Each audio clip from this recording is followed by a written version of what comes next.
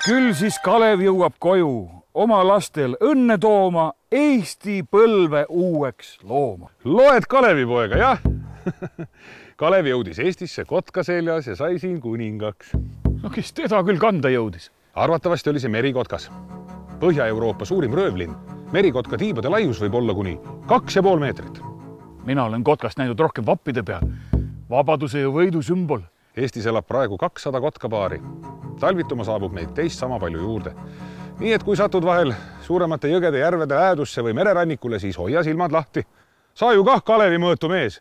Kotkas võtab sind enda turjale ja teeb sinuga pika tiiru.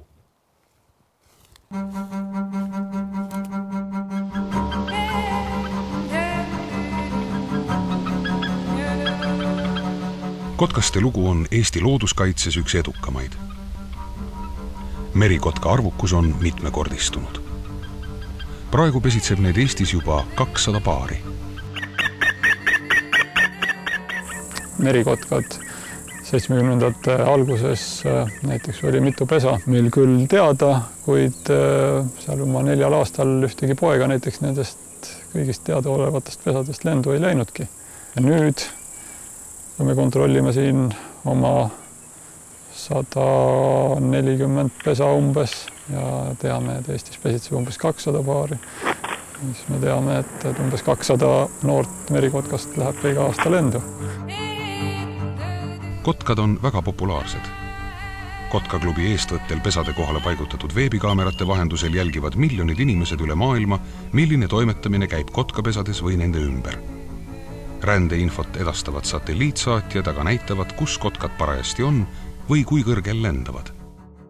Õnnestus merikotka suremust vähendada ja selle mootoriks olid ikkagi Rootsi ja Soome merikotka uurijad ja entusiastid, kes hakkasid 70. aastatel merikotkaid talveti lisa söötma ja sealt hakkas see osurkond kosuma. Ja teine põhjus on kindlasti see, et meie küllalt veelinnu rikas loodus on ka kattunud kotkale väga hea toidulaua.